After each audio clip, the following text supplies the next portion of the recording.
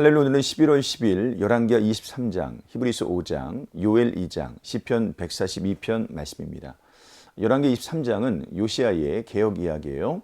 율법책을 발견한 요시야는 사람들을 불러 모아서 그 책의 말씀을 읽습니다. 그리고 모든 우상들을 제거하죠.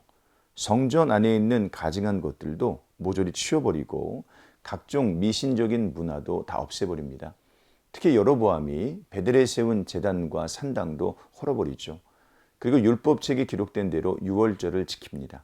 그야말로 완전한 개혁을 시행한 거예요. 보면은 요시야의 개혁을 이렇게 평가합니다.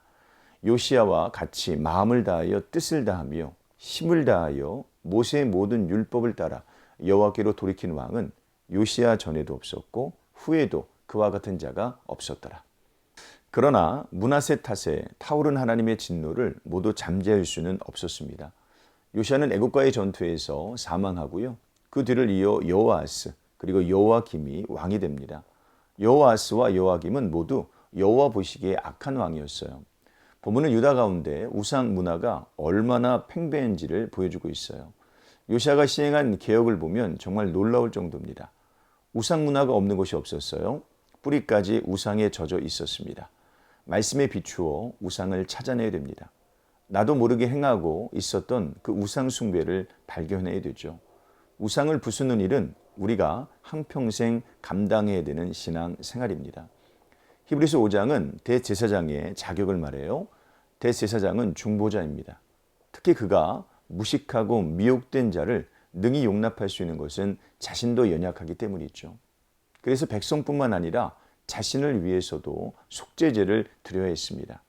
이 직분은 아무나 취할 수 없었고 아론과 같이 오직 하나님의 부르심을 받아야 취할 수 있죠.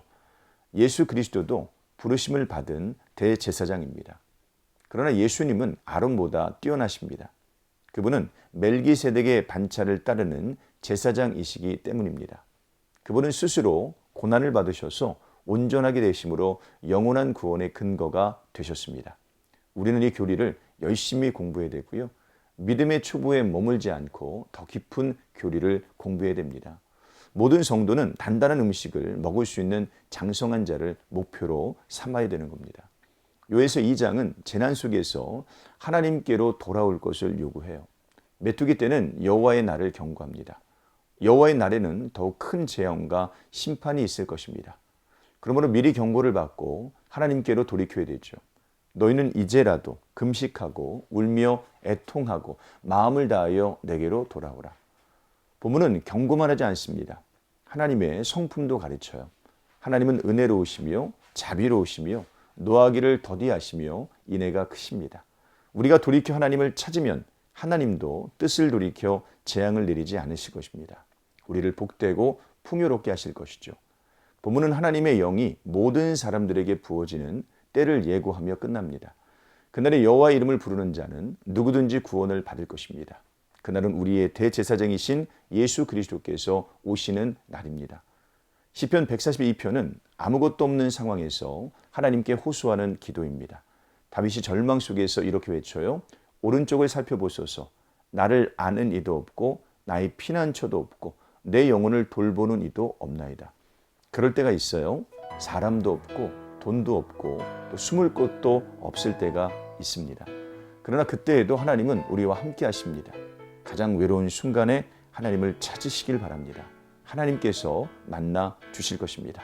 오늘 하루도 이런 삶 사시기를 주님으로 축복합니다. 고맙습니다.